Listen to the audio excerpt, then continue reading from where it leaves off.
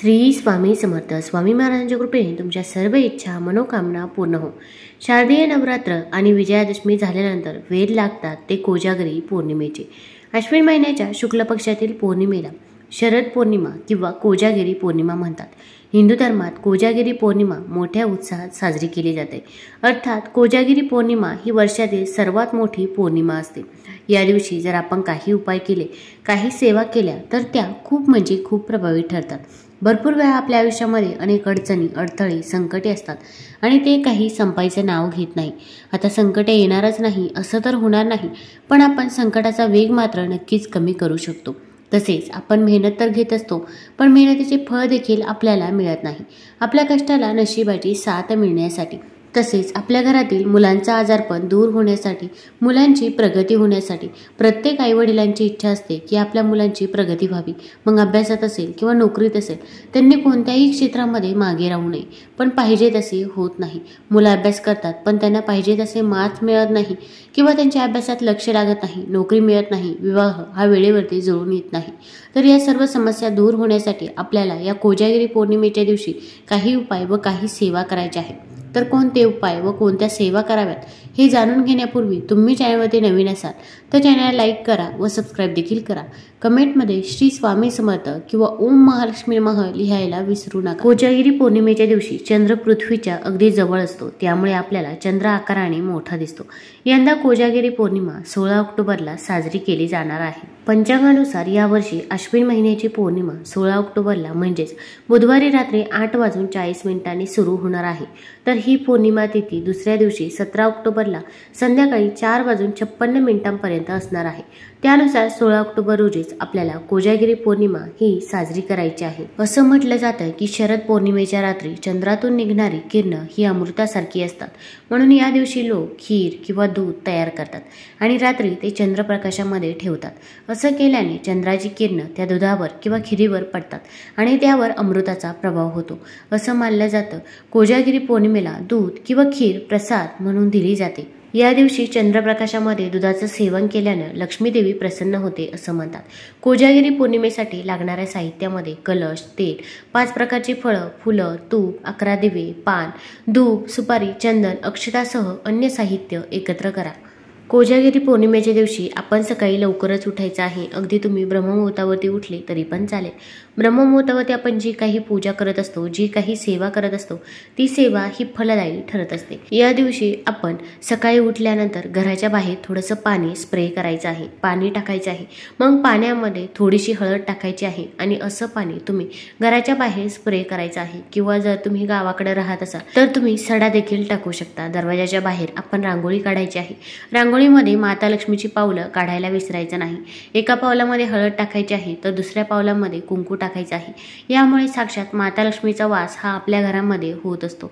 या दिवशी आपल्याला आपल्या घराचा दरवाजा जेवढा सुशोभित करता येईल तेवढा सुशोभित करायचा आहे. कारण की या दिवशी माता लक्ष्मी ही 12 वाजता पृथ्वीवरती येत असते आणि तिच्यासाठी कोण जागे आहे, तसेच तिची सेवा कोण करत आहे ते देखील बघत असते.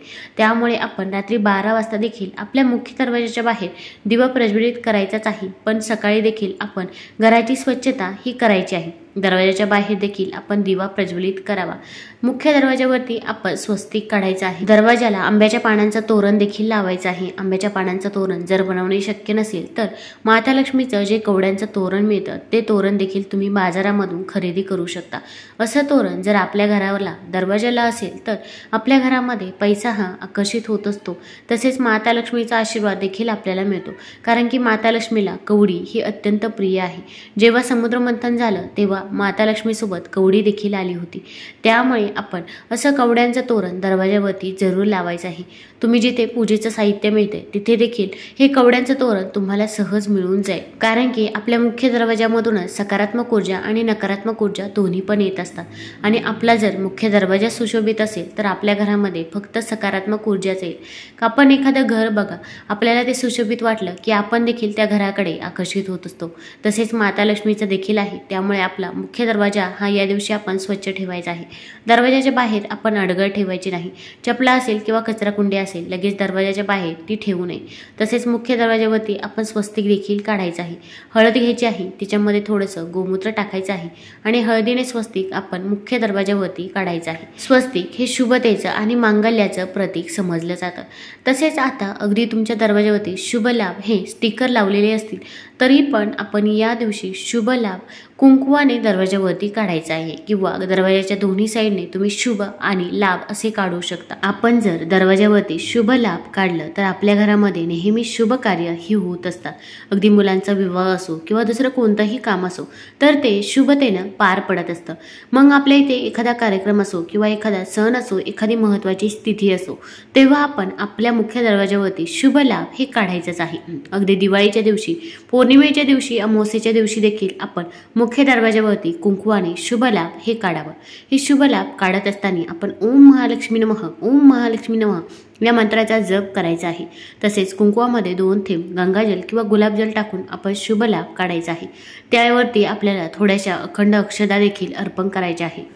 आता या दिवशी आपल्याला एक उपाय करायचा आहे की ज्यामुळे आपल्याला माता लक्ष्मीचा आशीर्वाद मिळेल व घरामध्ये सुख शांती समृद्धी देखील येईल, तसेच आपली इच्छा देखील पूर्ण होईल।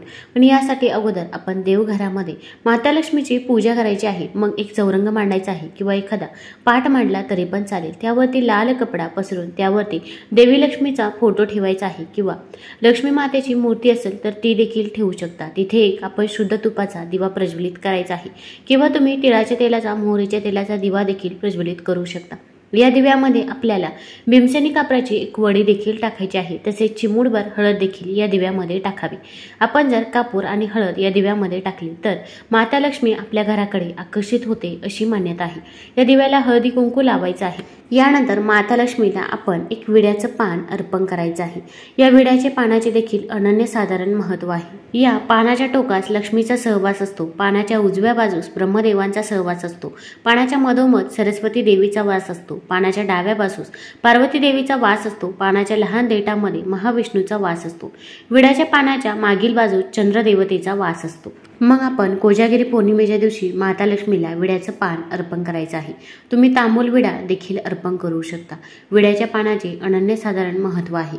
आपण हे विड्याचे पान माता लक्ष्मी समोर ठेवायचे आहे। त्यानंतर आपण श्री सूक्तम 1 वेळा, कनकधारा स्तोत्रम 1 वेळा आणि विष्णू सहस्रनाम 1 वेळा पठण करायचे आहे।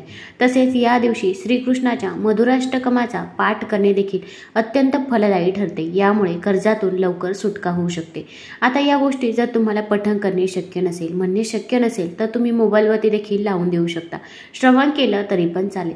त्यानंतर आपली जी काही इच्छा आहे, मनोकामना आहे ती माता लक्ष्मीला सांगायची आहे। मग घरामध्ये पैसा येत नसेल, पैसा स्थिर राहत नसेल किंवा दुसरे काही अडचणी असतील, मुलांची प्रगती होत नसेल, नोकरी मिळत नसेल, संतान प्राप्ती होत नसेल, जे काही आहे ते मनापासून आणि श्रद्धेने माता लक्ष्मीला तुम्ही सांगायचं आहे।